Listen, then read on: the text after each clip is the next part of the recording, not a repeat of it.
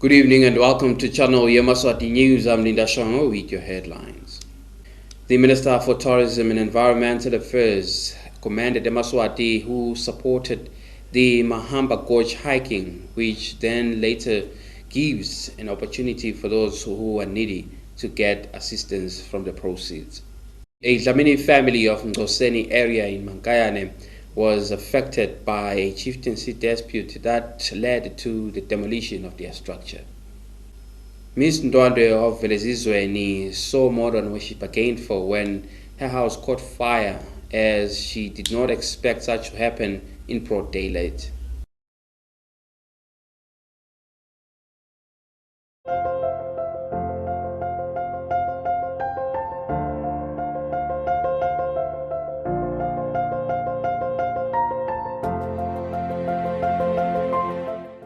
Yemaswati are encouraged to continue to heed to the protocols of halting the spread of COVID-19. Wash your hands with soap and water, sanitize, wear your mask, continue to avoid crowds. This message is brought to you by the Ministry of Health in conjunction with the National Disaster Management Agency, and they are funded by UNICEF. And now the news. The Minister for Tourism and Environmental Affairs applauds those who came through to support the Mahamba Gorge hiking. This is an event where the proceeds after the event are taken to assist the needy and build structures so that they can have proper homes. The Mahamba Gorge hiking today continued, where the Minister for Tourism and Environmental Affairs took part. Different companies came through to support the initiative. Mahamba Gorge ikubone kuhle ukuthi asibeke mbili lenzaba ukuthi akube khona ukuphathana. Nendlela okungijabulisa kakhulu ukuthi sithena sila bese sijabulile awusabona nalabo kwathi kuzuba nalabo kwathi kuhlabela kusho ukuthi seliyawushona ilanga sonke sijabulile. Nasiyembili ke bekunene ufuna ukuthi sibonge idolo nasilapha committee bekude nawo Felix. Namhla sesiyabona sekuna Felix. Ngiva ukuthi nalithende lesikulu selakhona lakhaya. Sibonga ke lokubambisana. Ngithengi ngiyabuka nangale ngasetindlini. Kukhona lebe sekubhudukile.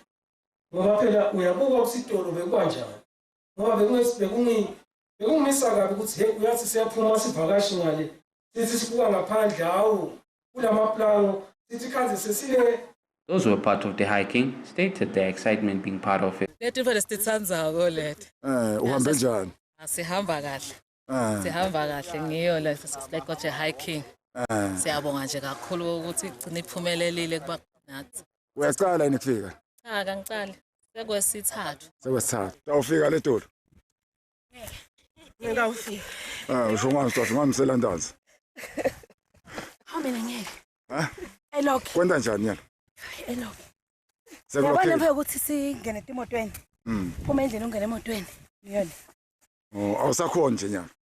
Elok. Ucabasa ujika ko. Yabona lapha ukuthi benda lapha ngisabena. Bakhupha ngetinyawo. Abini ngetandla. Aerobics were also the order of the day.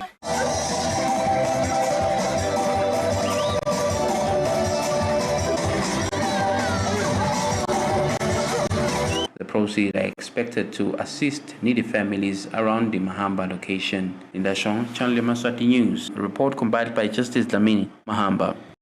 The Minister for Tourism and Environmental Affairs, accompanied by the Member of Parliament from Kiweni constituency, visited a home that benefited from Mahamba hiking.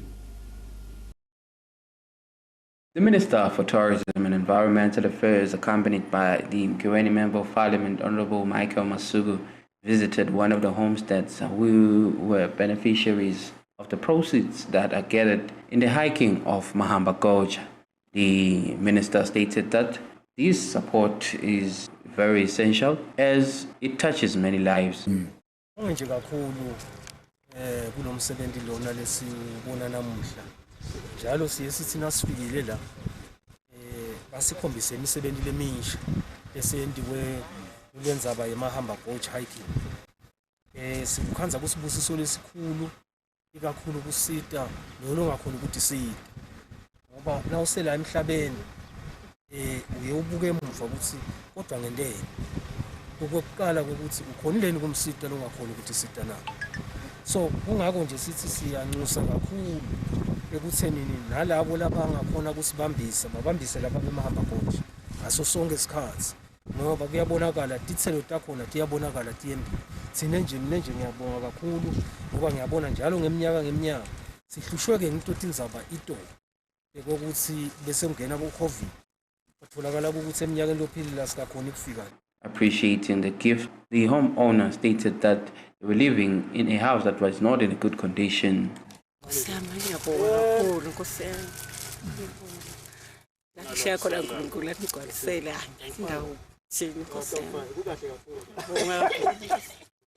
Phambilini beniphila njani makela kusete lendlu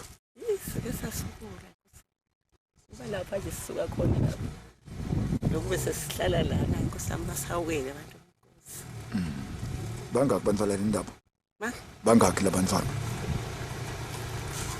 lo bamthathile so sibambuyisa ke bathakaseka bamlethe elolunye bamthatha beku For Channel Yemaswati News, I'm Nidashongwe. Report compiled by Justice Dlamini, Mahamba. The Dlamini family of Mankayane is pleading for authorities to intervene in the matter of their chiefdoms as they are at loggerheads. They have been affected by the chieftaincy dispute that led to a demolition of their structure. Mr. Arun Dlamini, who is a senior member of the family where they demolished their house, stated that they were first summoned by Mambatweni Royal Chiefdom, where they were told that there is an order which has been released to demolish their structures as they are unlawfully built in that land.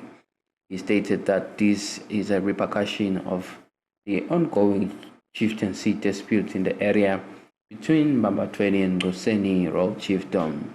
Kusho ukuthi thina nje njoba sebayishilo ukuthi ba nje bayibhidlitile lendlu lesi kusho ukuthi thina bakaNkosi sithi sifuna ukuthi umthetho uthathe indzawo yawo lendlu abayibhidlitile babuye bayakhe njengaloko beyinjalo ngiloko thina lesikushoko thina bakaNkosi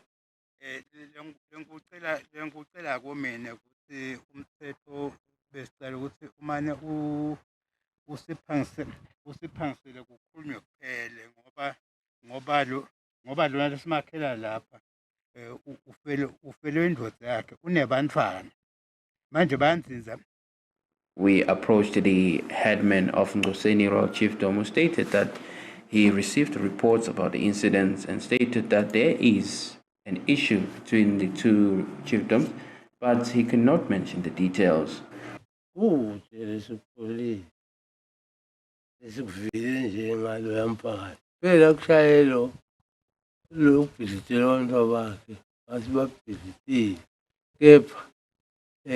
Sebabuya le emakhaya utawule sibovu tawubuta to buta ke ngala phela.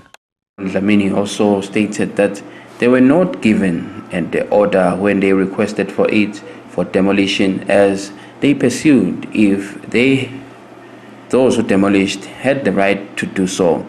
Linda Shong of Channel Yemaswati News with Kimberly Mavuso.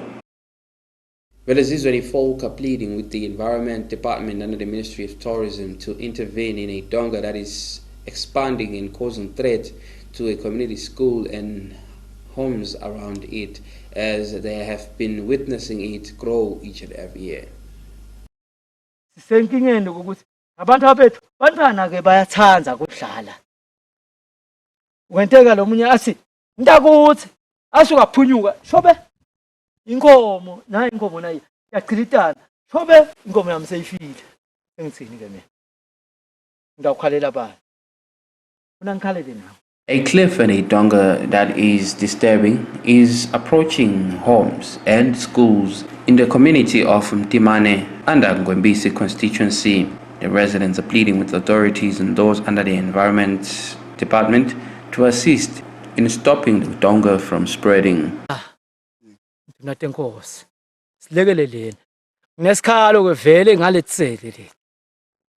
Letsele leti akusiso lesi. Nangale no nemntina la ngiyakhona nje nyalo.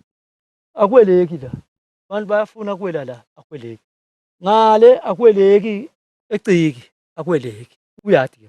Siyacela. Inganani ingoti kubantwana ngoba kunesikolo? Ingoti kakhulu. Akusiko lokuncane phela sikhuluma ngento ukuthi mhlambe imvabethi. Sihamba khona thina. Uqopho of Ngwembesi also stated that there is need to address this issue. Sisengike nalithonga luyingoti kakhulu lolithonga lusiphatha kabi. Luyirisk nakubantu bethu nasetinkomeni timfuyo. Tinkomo nje setinenge letiketa ngena kulolithonga. Vele kwaba ingoti kakhulu. Ize letinye tilahleke bangatibona lokutibona. Bathuke setinemala ngathi la khathe lithongeni. Besicela nje nangabe kukhona lapho singasidakala khona labangakhona kusinikelela sivale lelithonga. Itolo besinemhlangano mhlawumbe netakhamuti takulendzawo. La khona sitawusukela le project yekuvala lolithonga si umkhankaso seka environment siyocela imali tekulivala. Besike sayake kale development.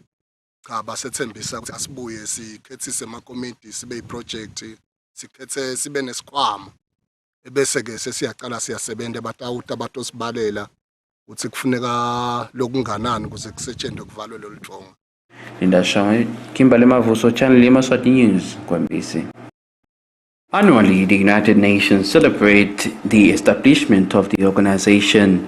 Today, they were marking 76 years since the United Nations was created as a vehicle of hope for the world, as the UN Secretary General Mr. Antonio Guterres stated in his message on the occasion of the celebration of the UN Day. Today, through the resident coordinator in the Kingdom of Eswatini for United Nations, Mr. Natali Ndongose, Guterres stated that today the women and men of the United Nations carry this hope forward around the globe. COVID-19 conflicts, hunger, poverty, and the climate emergency remind the world that the world is far from perfect, but it should be clear that people should come to solidarity as the only way forward. In his message, the UN Secretary General also reminded the world that values that have powered the UN Charter for the last 76 years, peace, development, human rights, and opportunity for all, have no expiry date. And solidarity as one humanity, the world needs to come together to tackle the challenges of the world and advance the sustainable development goals by securing and upholding the rights and the dignity of all people, by seeking an end to conflict and making climate commitments to save our planet. As the world celebrates the UN Day, the world needs to remember indeed that the common agenda of the Sustainable Development Goals and the purpose of the principles of the UN Charter, which guides the world for the past 76 years, today they are more relevant than ever before. As the world begins gradually to recover from the COVID-19 pandemic, the world needs to build back together for peace and prosperity, ensuring that no one is left behind, while also protecting the planet. Linda Shaw, Channel Yemaswati News. Bye-bye.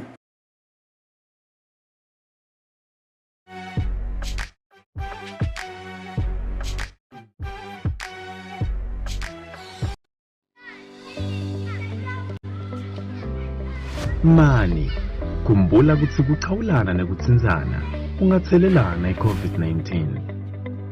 Qaphela, khumbula ukuthi kubambelana sinatwa engilasini yinye nakho kungathelelana i-COVID-19. Ungaqhubeki, khumbula kuvikela labaseceleni kwakho ngekuthimulela ingoselo. Bagcini besive, asende kuhamba ngemigomo ekuvikela i-COVID-19. Indlela lensha yethu sonke ukuphila kude sitigcine siphephile kanye nesive sonke asikhumbutane njalo ngalesikutshelwa litiko letempilo nge-COVID-19. Asikwende konke, gcoka sifonyo, geza tandla ngensipho nemanti lahambako, gcina umkhathi uphindze ugweme ticubu. Mgcini wesive, ungapheli mandla i-COVID ingakapheli. Do it all from the palm of your hand With the Eswatini Ministry of Health Alert app, you can get access to the app by getting the link from the Eswatini Ministry of Health social media pages and by scanning the QR code found on posters. Use the WhatsApp number 79436585 and send hi. Then, following the prompts, you can get to register for your COVID-19 jab. Get the latest updates on COVID-19 and even get access to a healthcare professional. There's so much more at your fingertips with the Eswatini Ministry of Health. Do it all. Vaccinate, wash your hands, and wear a mask.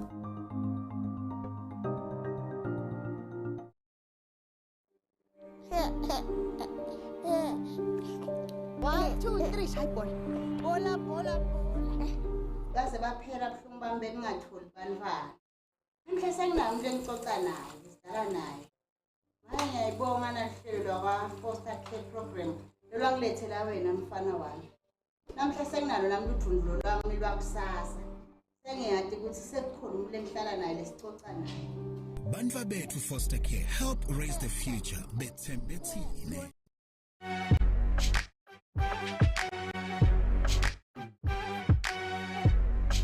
Ms. Ndwandwe of Velezizweni is pleading for assistance from the nation. Clothing and other essential amenities were reduced into ashes after her main heart caught fire. A magical fire destroyed a main heart in one of Ms. Ndwandwe's homesteads, where she stated that many things which were inside, including blankets and clothing belonging to children, was reduced into ashes.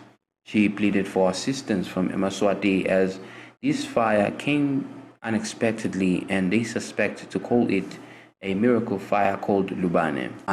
Ngihleli bantu abami bekushisa nje ngihleli mina ngamenyedwa ngumfana besileni naye waphuma nje la endlini seke sibangimemeta ukuthi naye indlu yakagogo yasha.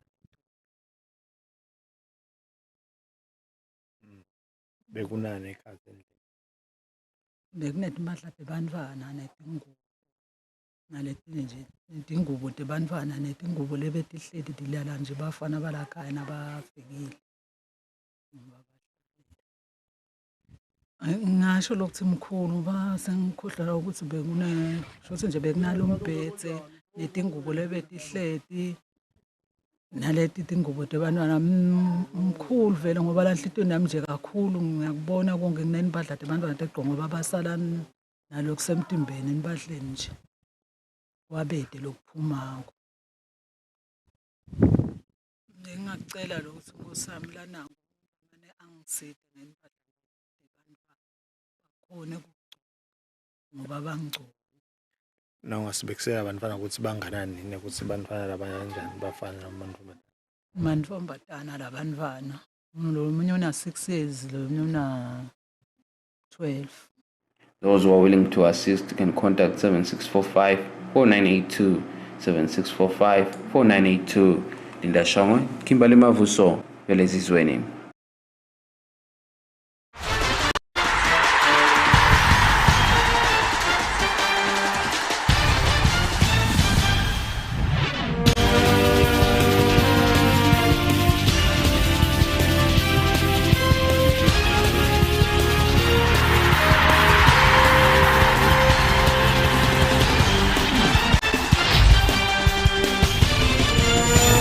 Sees the future in young referees in Eswatini. They were conducting a course for young referees here in Babane. The FIFA instructor Henry Rodriguez, who came into the country to assist young referees, stated that he sees opportunity and future for young referees as he was conducting a workshop which lasted for a week. It was staged at Togo's place in Babane. Well, yeah, we've been here for a week and they quite impressed with the output. I do see some referees in the next two to 3 years possibly officiating already on a top league. Of course, this is ongoing work. We're going to do follow-up, including the local instructors. They'll be working with them on a weekly basis and impressed with the most of the very high competitive national teams or countries, they have a very solid development. What can you say in terms of that and teaching these youngsters? Well, look, definitely the development is also taking place here because it was not really we didn't start it actually from zero, so quite impressed, as I can say. Look, of course, they are not all at the same level, yep, but there's a few of them that possibly soon. Channel Yemaswati News, I'm Linda Shong. Gero Carlos, Babane. Yemaswati are encouraged to continue to heed to the protocols of halting the spread of COVID-19. Wash your hands with soap and water, sanitize, wear your mask, continue to avoid crowds. This message is brought to you by the Ministry of Health in conjunction with the National Disaster Management Agency, and they are funded by UNICEF. Recapping our top stories to end English news. The Minister for Tourism and Environmental Affairs commended Yemaswati, who supported the Mahamba Gorge hiking, which then later gives an opportunity for those who are needy to get assistance from the proceeds. A Dlamini family of Ngoseni area in Mankayane was affected by a chieftaincy dispute that led to the demolition of their structure. Ms. Ndwandwe of Velezizweni saw more than what she bargained for when her house caught fire, as she did not expect such to happen in broad daylight. Well, that's all for today. Until next time, please do enjoy the rest of your viewing. Good night.